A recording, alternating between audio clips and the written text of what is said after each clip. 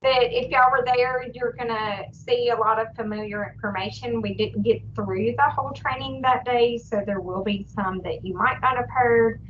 I also want to share that we, as a child care focus group, are excited to share that we finalized a document of what it looks like, what it doesn't look like as far as the ongoing service within a child care. We work very closely with Dana Childress about that, and it's in the final stages of communication approval. We were hoping to have that today, but it's not quite there yet. It's finalized, just waiting for that final approval from the state. And so some of those items specific to meeting indicators and FGRBI and how to carry out those service provisions within a child care will likely be a subsequent training once that document is finalized, and we'll dive more a little bit into how the indicators can carry over in that setting. And so I'm going to go ahead and share my screen and dive into what we're going to talk about today. Thumbs up if everybody can see that. Okay.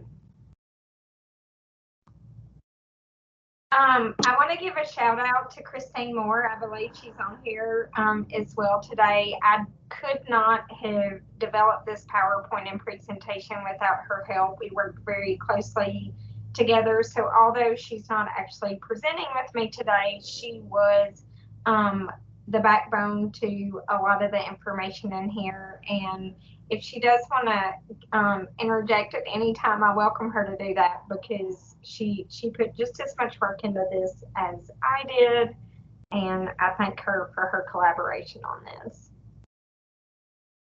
Some of the things we're going to talk about is establishing that framework for setting the stage with a child care provider to establish a successful connection within that environment. We're going to go over a few tips on how to conduct a successful early intervention session.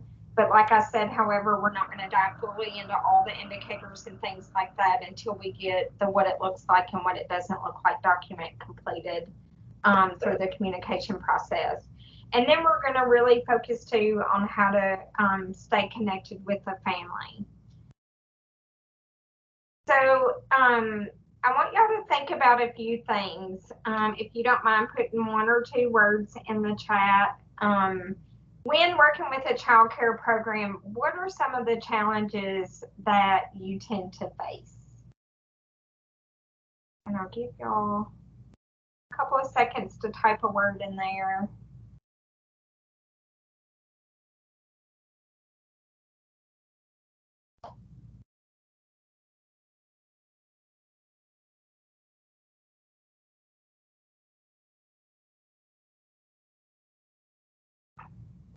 Okay, I'm seeing some things like distracted, busy teachers, child cares don't understand what TIS is, communication with the parent, busy teachers. I see that a lot. Child cares want us working in different area alone with the child.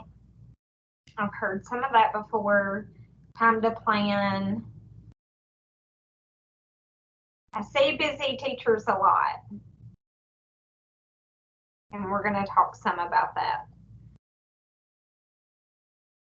What fears or concerns do you think a child care provider has about us coming in, providing early intervention in their setting?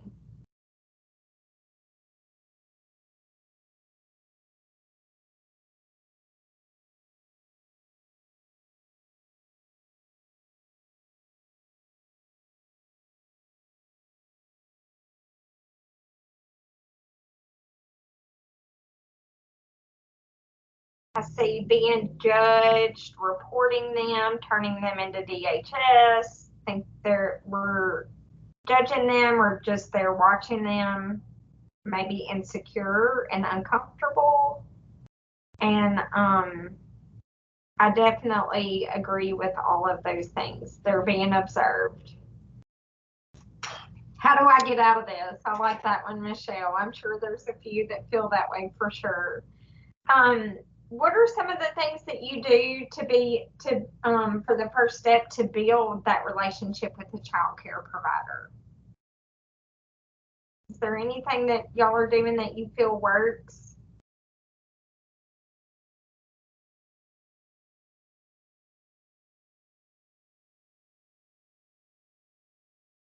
Showing interest in their life. Jessica, I like that a lot. Ask about their concerns. Definitely. Try to relate. That's a great one.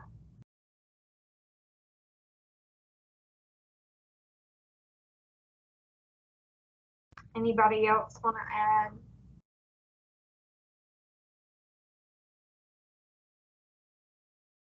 Team mentality. Is there any way we can help? Sometimes they're surprised that someone is actually asking their input. Make it clear you're there to help, being on the same team. Absolutely. All great answers. And then how do you connect with families when working with child care providers? Does anybody feel like what they're doing is working well in that area?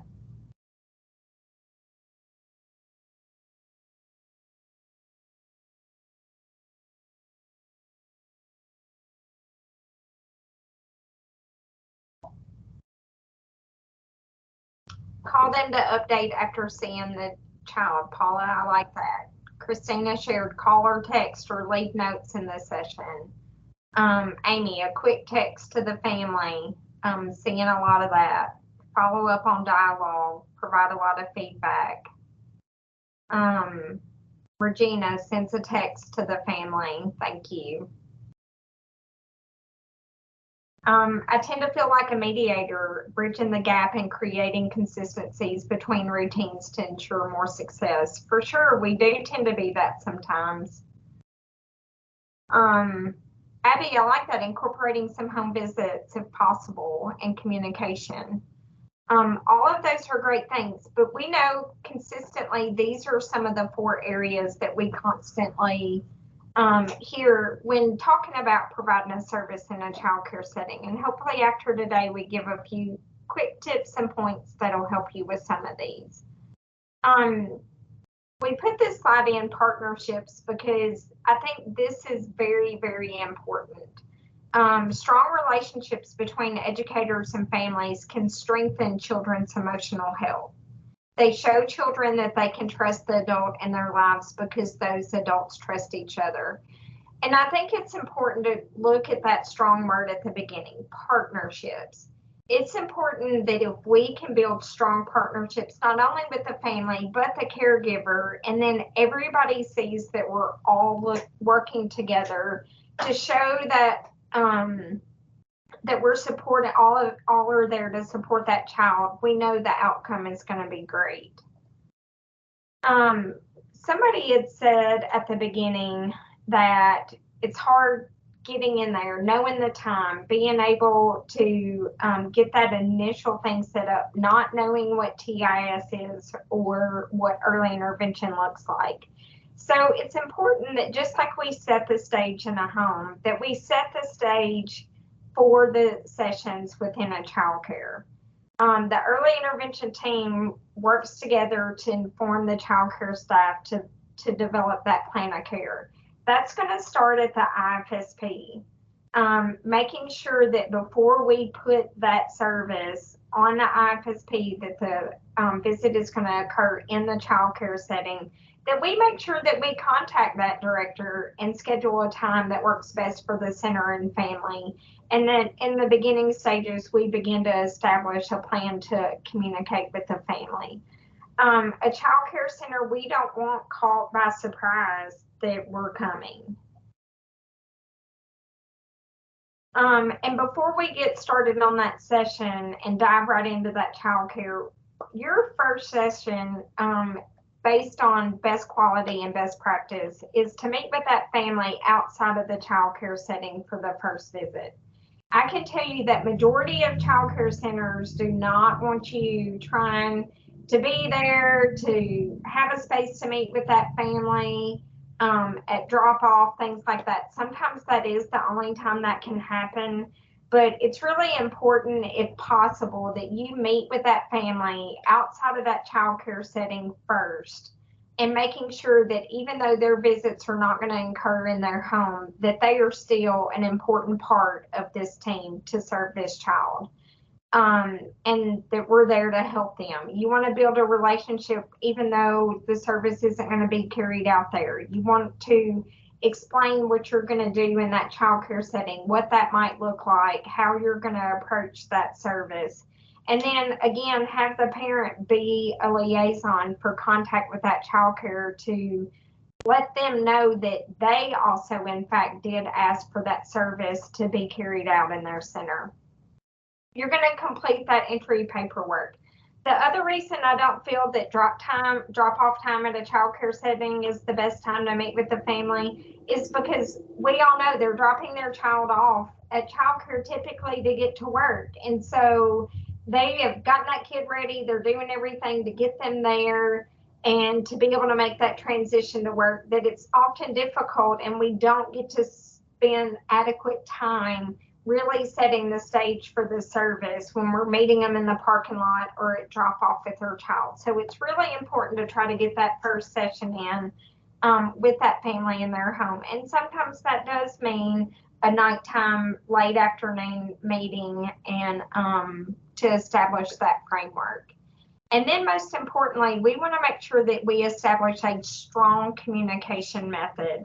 We want to ask the family, how do you want me to communicate with you about appointments, schedule changes, progress noted during the sessions, what they want us to carry over into the child care, how can a routine that's difficult at home transition into supporting in the child care setting, and vice versa, because I think most of us know that a lot of times we go in fact, I was in a child care setting doing a session this week, and one of the caretakers in the room said, we've talked to mom a lot about this child being aggressive during times of free play and wanting to share.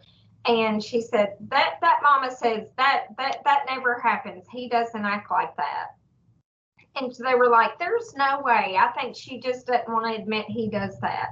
And it was important for me to help them understand and establish that, you know what, they might not see that at home. That child is not necessarily fighting with 10 other friends over the same blue car. Excuse me. And so don't always assume that the parents don't know what's going on or don't want to accept that there might be something challenging happening in the classroom. You want to work with the director. It is very important to have an established relationship with that child care director, even though you may or may not be working directly with them. They are a key part in helping that transition with a caregiver in a child care classroom to be accepting and confident and comfortable with you coming in there. You want to make introductions, share information about yourself and get to know them. You want to share about your agency and what early intervention is. Many of you share that so many child care facilities feel like we're there to observe them, to tell on them, maybe to report them. This is a perfect time to start establishing that framework that that's not what we're there to do. Request to meet the caregiver at a time that's best for everybody. You want to ask them what the boundaries are as far as interacting with other children and staff in the classroom and what the expectation is for them. Some child care facilities are comfortable with you holding other children that you may or may not be working with and assisting with those potty and routines and things like that. But there are some child care facilities that do not want you touching somebody else's child. And so you want to know what their expectation is for that interaction on the front end. Learn what's important to that child care, what their philosophy is, what their program goals are for their children and expectations, what the schedule looks like in the classroom and what their routines are. And all of this is things that we typically do with a family in their home. We want to know what their routines look like in their home, what's important to them, and it's important that we transition that over into the child care. You want to plan a time that is best for the child, the caregiver, and the child care. I can't tell you how important this is, because if you establish a time that is good for them, it's going to be a lot easier for them to transition into strategies and approaches that you may or may want them to do. In our child care focus group, I was lucky to work with Jill Hammond in my group, and I'm not sure if she's on this training. If so, you might tap in and say hi. But this was something that we really talked about, recognizing a good time for that child care. A lot of times we think, okay, if it's something that is food oriented, then that means that that child care should let us in only, at breakfast time or at lunchtime.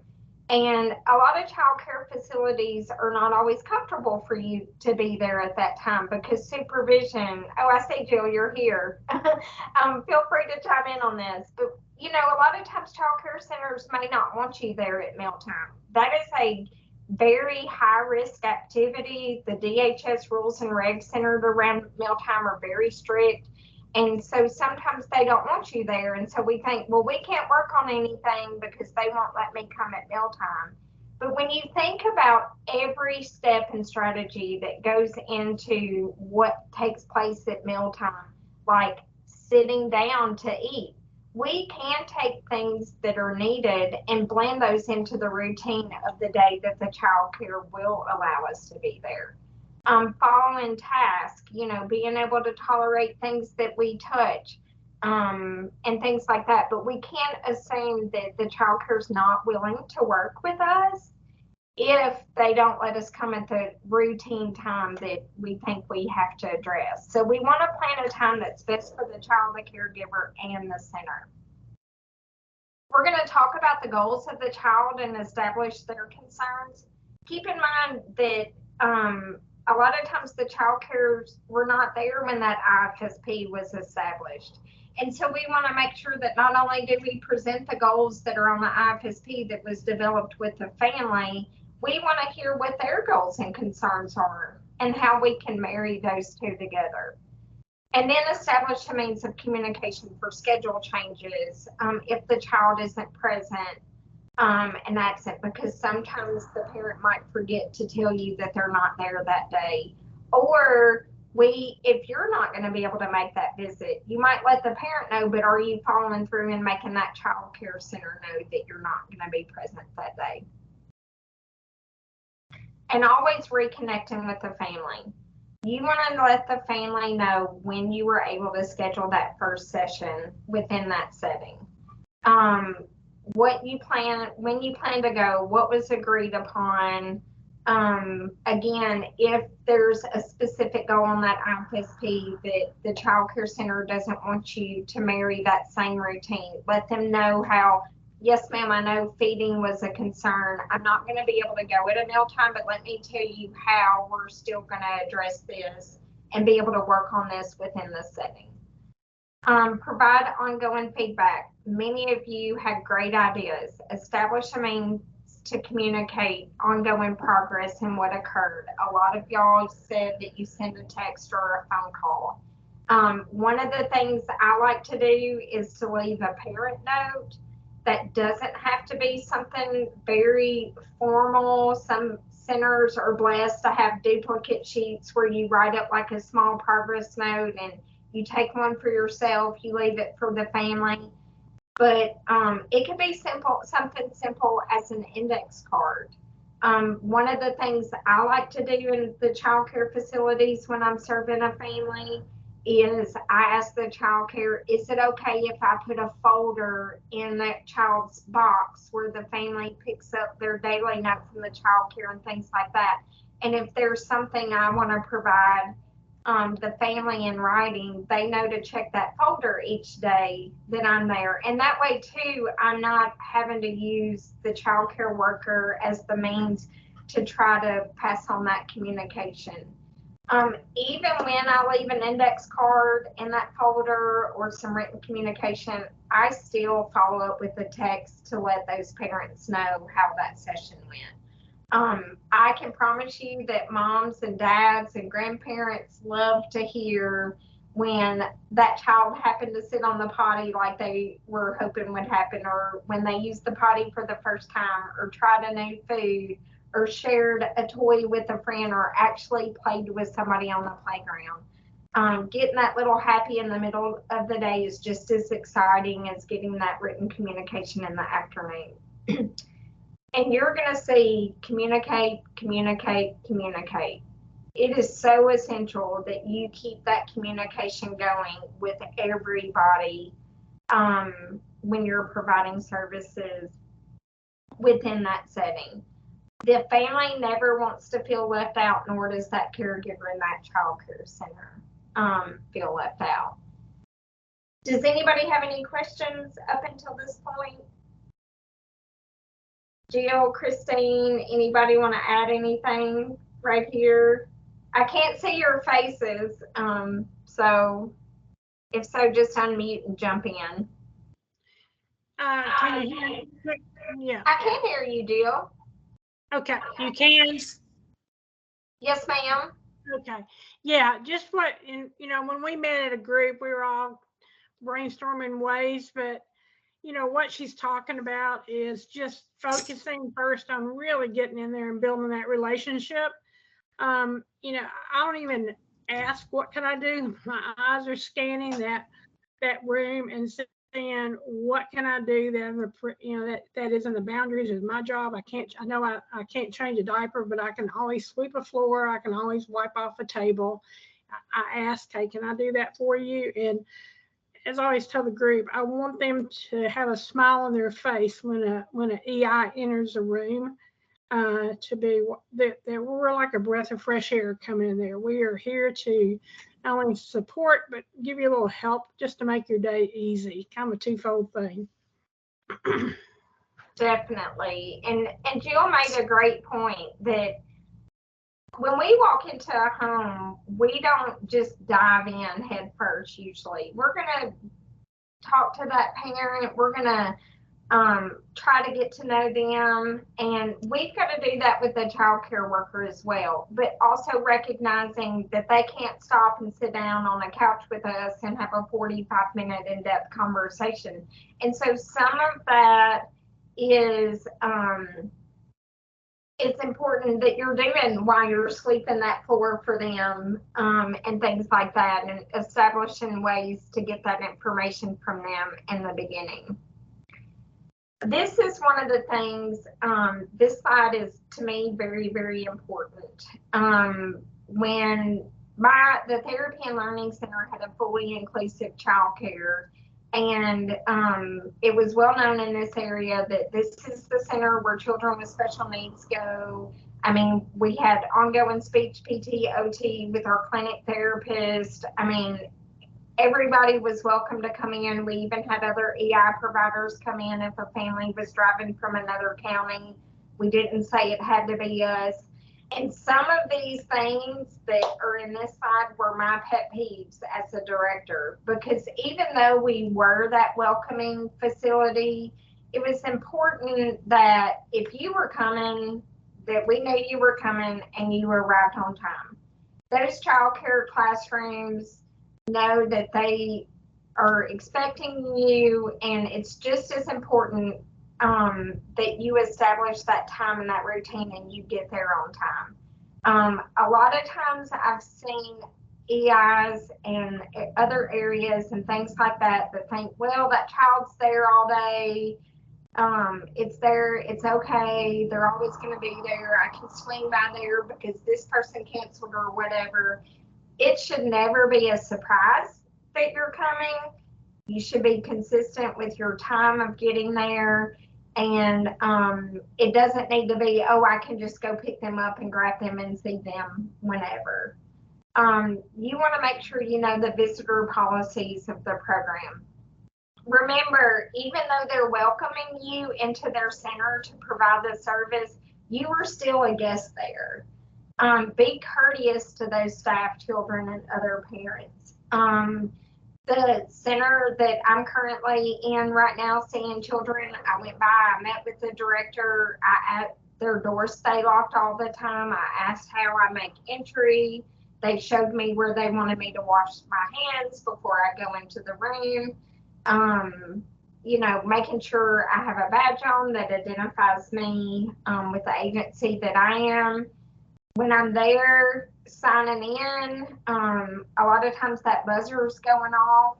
I never open the door without asking one of the other staff members there, is this okay for me to allow this person in? I'll be happy to grab this for you if you say it's okay.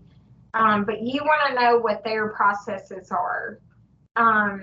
Greet the caregiver and all the children in the room. This one center I'm at right now, I actually am there 3 days a week because they're just one of those great ones that sends a lot of kids our way. And now it's fun because they greet me when I walk in the room. I walk in and the whole class is like, Kaka, because that's what I let children call me. But also reminding them and processing that they don't want the whole room to just stop and go to utter chaos because you walked in the room. As much as I want to scream and dance with them, I tend to remind them, hey, if they're at the table, like stay in your seat, I'm going to come give you a fist bump or whatever. But you don't want to walk in, and as much as you love all those kids running up and hugging you in that grand entrance, you don't want to be a disruption. And so, it's really hard because I love those running hugs, but you don't want that caregiver to then be, great, we have a visitor here, now the kids are all over the place and it took me 10 minutes to get them all to the table, I need to do it again.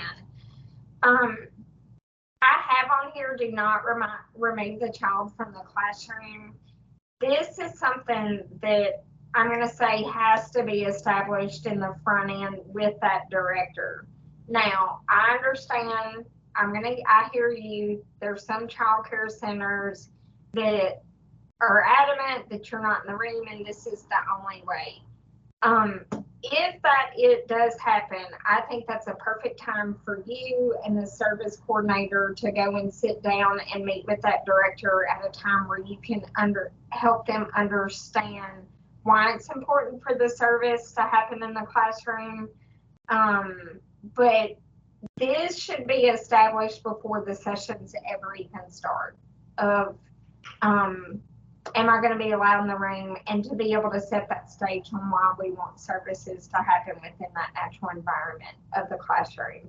And again, if there's a child care facility that really doesn't want to budge on this, I think that's when it's important to bring that service coordinator in and help to sit down with that center and find out why their fear is for that, and to be able to have that deep conversation of how you can take that fear away of you're disrupting, or we don't have room for somebody else in the room, or what you're doing with that kid is going to disrupt these other children and things like that. But that's why that pre-session conversation is so important. Hey, Jessica. Yes, ma'am. This is Angie. Just reminding everybody, you are not to take a child from the classroom. That is, you do not at all. Yep. Even if they say you do not do that. Mm-hmm. And like Angie said, the reason we're not supposed to do that, I mean, for a lot of things, you're assuming full responsibility of that child in an unsupervised setting in a different environment. That's not always the best idea. And again, our goal is to serve that child within the natural routines of the setting in the home or the child care. And if you pull them out and take them into some corner closet area or things like that, then that's not taking place. And again, that's a conversation for you, the service coordinator, and that child care director, if that's their expectation. During the session, you're going to share the plan for the visit, asking the caregiver, like Jill said, how are things going? What's working well for you? How can I help you? Allow them to set the target for the day, while making sure that you're bringing the caregiver and family together in that. And somebody said sometimes you feel like you're the mediator between the two, and you are. You know, the child that I have currently right now that we were working on pottying, the caregivers in the child care classroom didn't want that to be focused on. They said she wasn't ready, and mom just wants us to do that so she doesn't have to buy pull-ups anymore, whichever. So being able to be that liaison between both. And y'all keep in mind, when you're having this conversation, this could very well be a walk and talk, or like Jill said, you're sweeping the floor while they're changing diapers. It doesn't mean that they stop what they're doing and sit down and develop and establish this grand plan for the day. You want to embed your intervention within the routine that is naturally occurring. Being a child care director, I know that there are so many components that those classrooms and those facilities are trying to manage. Their schedules and routines are important. They're judged by an environment rating scale that measures things like much of the day and substantial portion of the day, and children have to be engaged in free choice and free play for a certain amount of hours with the majority of children present. And so disrupting that schedule and that routine, the reason child care centers don't always like you to do that is because they're trying to meet those components of their quality rating scale and child care licensing rules.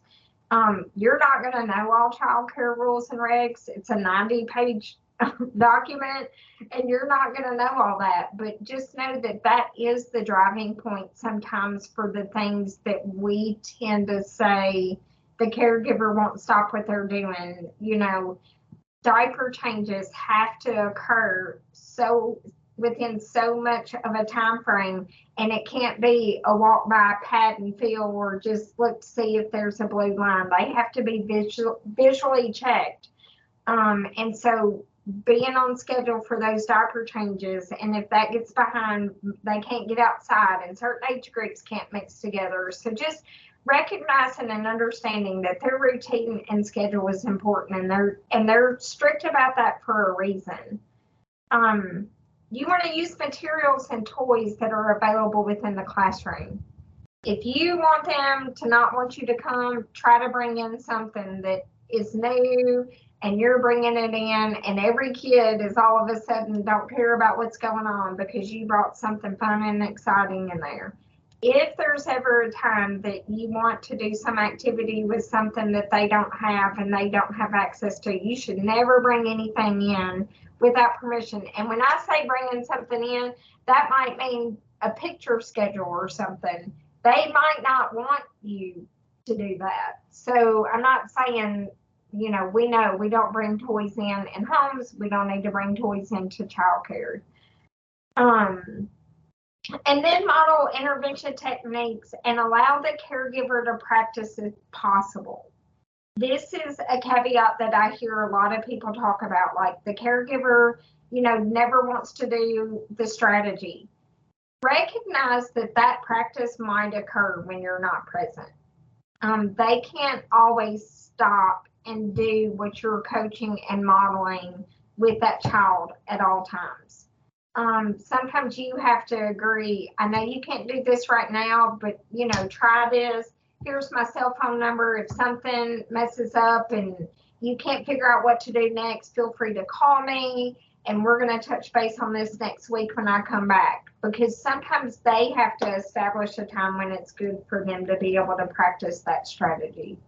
Another thing that I like to do is coming up with strategies that they can carry out with all the kids. And so it's not a strategy that's only just for that child.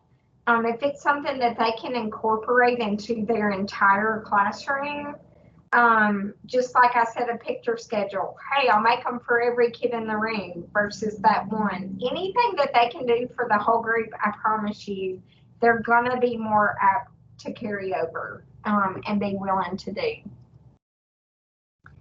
You want to observe the child in the routine that is naturally occurring. Child care workers do not like somebody to sit in the corner and feel like I spy what you're doing.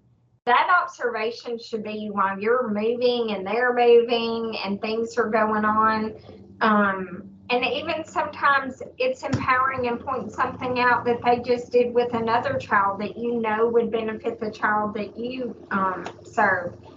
The other day when I was in that facility, they were doing a one-on-one activity with another kid that is very busy in that room, and they were doing an art activity, and the caregiver said, hey, while I cut this out for you, you can color on the back of my piece of paper.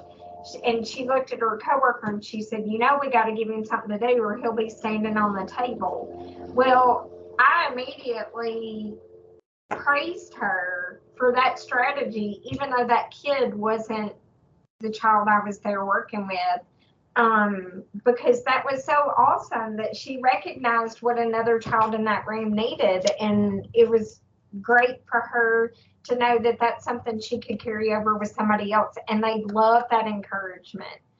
Allow them to share and demonstrate what they do that already works. We want to empower them.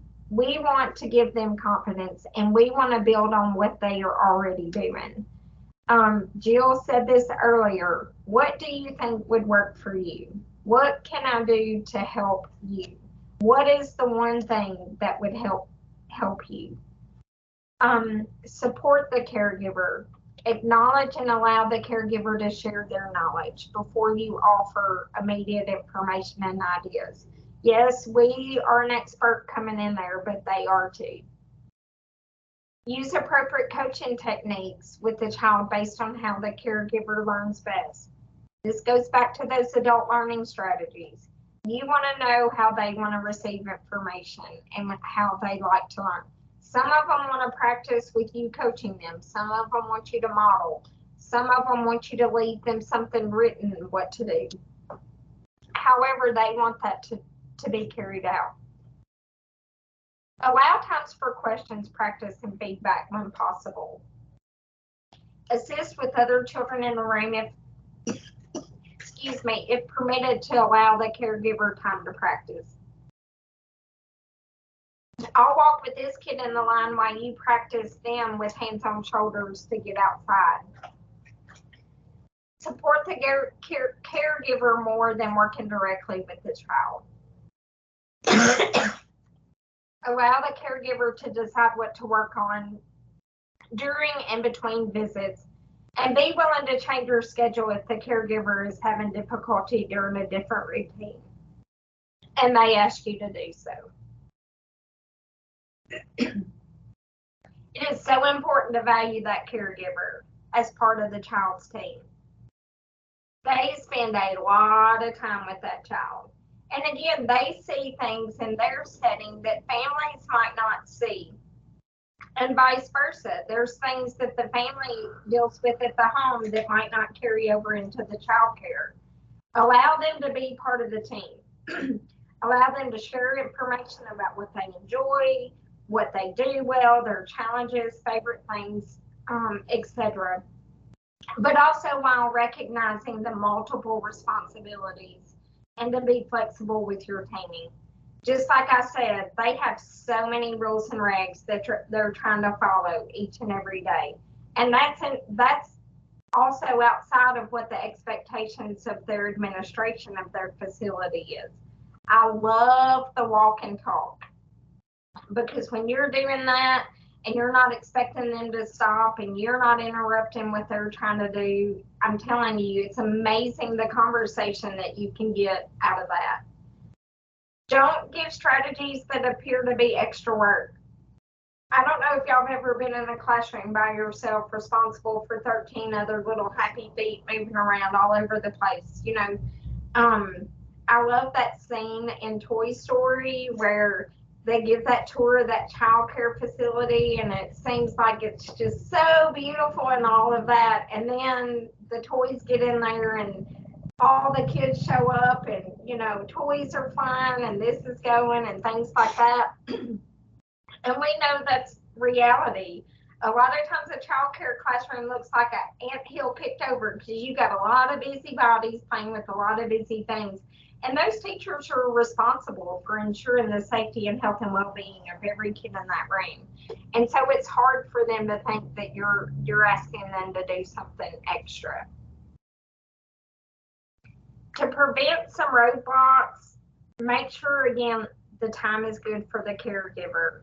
Respect their approach to caring for the children. Involve the caregiver by not taking over. You don't ever want a caregiver to feel like only you know what to do and they don't. Be mindful of what the caregiver has going on while you're there, and be responsive and helpful without disrupting. And those are all things y'all said when we talked about what do you feel a child care's fear is of us coming. What are some of the things we said? A lot of times they're scared you're going to disrupt, that you're going to give them something extra to do, that you're going to take over their room. So it's important that we don't do those things. You always want to stay positive. Do not get wrapped up in negative talk. Don't get wrapped up in them talking about their boss or talking negative about a kid or negative about a coworker or the parent. Always try to build those strong relationships and bridge the ones that need to be.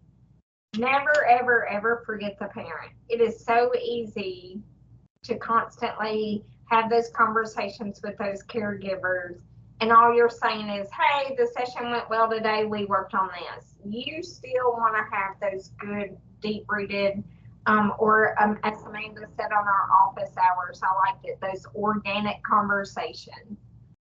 Share changes and updates to the IFSP, and give affirmative and informative feedback. You want to follow through with resources and help. You know, if you can connect them with something like the potty training thing. Childcare says the child's not ready, mom says the child is. I provided them with a good, simple checklist that they could give mom and ask her to fill out to open up some talking points and dialogue on if the child's ready, versus them just saying she's not ready and doesn't want to purchase pull-ups anymore. But being able to provide some frameworks for some good conversations with the caregiver and childcare in that family. Remember, this is a team, and you see that word again, communicate. And sometimes we really do have to go the extra mile. I know, again, caregivers in a child care setting don't want extra work. We sometimes feel like we don't have time for that extra work too. But I promise, if you give a little bit of extra, you're gonna build a relationship with those child cares, and it's gonna be one of your favorite places to go. One of the things my district office and myself did is our EIs don't always have time. So we went out and visited child care centers in our area and just gave them a little happy bag about information about TIS and our agency and what we can do to help support them, linking them with how to refer a child that they might be concerned about. Connect with the child care resource and referrals in your area. They do trainings all the time. They have inclusion specialists as a team in their CCR in our division. I contacted them and asked, hey, can I come to one of your trainings and talk about what our service looks like and what TIS is? Connect with your TECTA group, Tennessee Early Childhood Training Alliance. They do an orientation for just directors, and then they also do orientations broken down to infant, toddler, family, child cares, and preschool. When they are doing their orientation for directors, I go on a Tuesday and I talk to them about early intervention. Reach out to DHS. All new child care directors have to attend a DHS child care orientation. I'm on the schedule with our local DHS office here to be able to talk about early intervention and the importance of being open to service providers coming in their area and helping them understand why we are a good resource and how they can add us into their center. And if you can start that on the front end and build that, the one child care center, like I said, that I'm in, I guarantee you serve probably in the birth to 3 population in that center, I guarantee you we serve about 40% of their kids. And because of that, one day we sent the snow cone truck. Our center had the snow cone truck go and just be a thank you to that center for being so open, and they got to have a snow cone day one afternoon. And just did that as a thank you for loving us and allowing us to come in there and being one of the top referral sources in our area. Doesn't always have to be that elaborate, but could just be something as simple as, hey, can I have a popsicle day at your center? Thank you for letting us be there. But building that. This is one of the resources that was sent out to all the EIRA directors that I encourage each one of y'all to use this, the child care focus group. Develop this. It goes through the referral process, intake, what evaluation and assessment looks like, planning, intervention, partnering. It leaves an area where you can put the service coordinator's information on there, your information. It has a QR code that they can scan and use to make a referral for any other child within the facility. One of the things we do here at the Therapy and Learning Center, we have a child care folder that is taken anytime we get a child that's in the child care center. It has this information in it. It also has a letter for the child care director and a letter for the caregiver. Quick and easy. Our staff pick those folders up each time they come for staff meetings, so they have them readily on hand. It's got index cards stuck in there, so you have that to be able to leave that information. So we call it our child care packet. It has their cards in there, all kinds, a little happy, welcome them to early intervention services. Angie, I do know, is going to put that director's letter that we developed as a child care focus group, that caregiver letter, this document, and hopefully soon that what it looks like, what it doesn't look like document out to everybody. It's going to, I believe, be in TriStarts, but this is a resource that the state developed, and it's a really good one. It kind of goes along in with that FGRBI, what is early intervention. So we try to establish something to help them understand the whole process of TIS services. So I talked really fast, tried to make sure I got through everything in the time and allowed for some communication at the end. So does anybody have any questions that you would like to add? We have, outside of myself, we have, like I said, some great experts that have been working hard with the Child Care Focus Committee that I'm sure Jill, Christine, Christy Boyer helped us a lot with this, Angie, Serena, and of course, us as a group that would love to talk and share. But if you have questions, feel free to unmute and ask. But if you don't have questions, something that I would love to hear is maybe what are some 3 things that you're going to choose to do after hearing some of the information we talked about today? Or was there a good idea that you heard that you liked? So I'm going to practice the pause.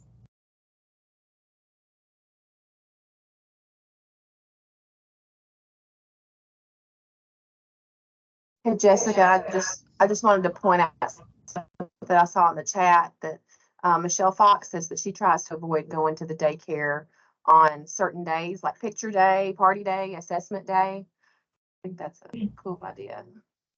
Yes, absolutely. Even though I have an established time with my childcare, I'm there at 8:30, 9:30 every Tuesday. I'm there at 9:30 on Wednesday, and I'm there at 8:30 on Thursday. Each time I leave, I ask, is next week, is it still okay for me to come at these times? Because like you said, there might be something special that day, picture day or things like that, that they might want you to switch your time around. So Serena, thank you for adding that. And Michelle, thank you for that comment.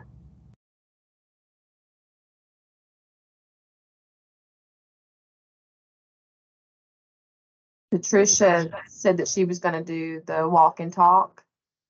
And Lynette's asking how we're gonna have the session accessible. It'll be available in TriStarts. You'll get some notice about that.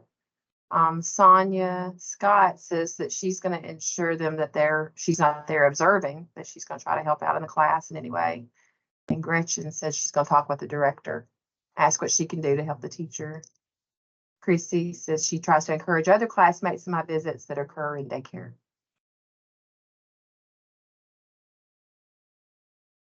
Hey, Serena, I'm gonna selfishly plug our community resource site so people know how to access your trainings. So just hold on one second. I'm gonna share where you can access these trainings once we're finished. If you go to the TEIS website and click down here where it says TEIS Community Resources, click here. You'll find where the provider guidance manual is housed for providers. And then you can always come here to where it says Professional Development Lunch and Learns, and there the recordings are here on this YouTube channel. In addition to, they'll be uploaded to Relias, but just wanted to know where you can go and find the Lunch and Learns. They're here on the website. I'm sorry, could you go tell me again? My name is Anjanette. Could you tell me where we go to find the Lunch and Learns again? Angie, Okay. I put the direct link into the chat as well. Thank Oh, you. okay. It's on the TEIS website, and then you go down to TEIS Community Resources, Professional Development Lunch and Learns, and they should be there. And they're also in Relias. They're uploaded to Relias. If you are TEIS staff or providers that have access to Relias, you can get them there as well. But they're going to be, the announcement goes into TriStarts. So the next TriStarts is for September 1st. So within a week, those recordings will be there. Okay. I see Beth put a comment in the chat and it said, before starting in early intervention, I worked in childcare for 8 years. And I still remember the EIs who made me feel supported and encouraged. And I think that is a perfect comment to end on, because I remember if a family enjoys what we bring to them, they can't wait for us to come back. And it's the same in the childcare. And like Beth said, those that made her feel supported and encouraged are the ones that she remembered. So if anything, ask yourself when I go in there, how can I support you? And how are my words and my actions empowering and building confidence with those caregivers? Last week, that childcare said, Miss Jessica, it sure is a joy to have you here. Made my day. And at that moment, I was asking the cook what she was cooking for lunch because we were outside using the potty, and it's an open center, and she was telling me about riblets, and I was asking her, what she put in them and all those kind of things, and she just said, it sure is a joy to have you here. And that wasn't even anybody I was working directly with, but I saw them and I acknowledged them. And so it's so important to make people feel supported and loved and encouraged. And if you make them feel that way, I promise you they'll be so excited to see you come back. Hey, Jessica, there's somebody has a question in the chat. Okay. Okay, I don't want. Yeah, have her unmute. I don't want to mess up your name. Oh, it's okay. It's Anjanette. It's just Anjanette put together. Okay, Anjanette, ask your question. Yes, you might have touched. She may have touched on this, but because I was a little late. But would you recommend that I have children, a lot of children that go to daycares, and I want to try to, establish with, some of my families that do work, and I can't, see them. Do you recommend that I touch base with the director first to kind of introduce myself and, you know, tell them why I'm there before I start meeting a child at the daycare? Absolutely. Absolutely. Because I have a lot of parents that, you know, we agreed that, you know, to go to the daycare, and they'll say, oh yeah, just go, and they'll give me the code, and I feel nervous about them even giving me a code to go into the daycare. And I'll tell you, the reason I'm currently in a childcare setting right now is I'm covering a person's leave. And so they already were allowing one of my staff members there, and I was going to be following the same schedule that they had already established. And even though that was established with our worker, that worker told them they were going to be out on leave. They said Miss Jessica was coming in their place. I still went on a Monday before that week started at a night time when it wasn't as busy to introduce myself, give them my background, let them know who I was. And like I said, even though the framework and everything had already been set up, and I asked to speak to the director first. After I had a conversation with her, I then said, is it okay if I go ahead and allow you to show me who the caregiver is that I'm going to be working with? And walked in and introduced myself at that time. And again, like I said, that framework had already been established, but I think that started things out on the right foot. And when I came the next morning at 8:30, they knew what my face looked like. They knew what to expect. I knew what to expect, and it helped that transition happen very, very smoothly.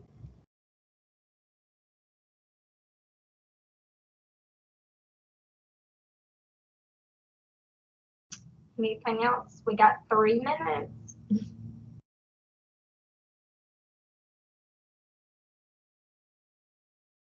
All right, well, if anybody else has questions, feel free to unmute or drop those in the chat. Angie has put the form stack in the chat. She's pinned that there. Please complete that. You'll have 30 minutes after the Lunch and Learn is over to get that completed. We have added a new field to that where you are able to add some suggestions for future Lunch and Learn. So we're excited to hear about what you all might want to hear about in these Lunch and Learns. Jessica, this has been wonderful. This is great content. I think this will be extremely helpful. Also, how fun was Snow Cone Day? I bet that was great. That's an awesome way to say thank you.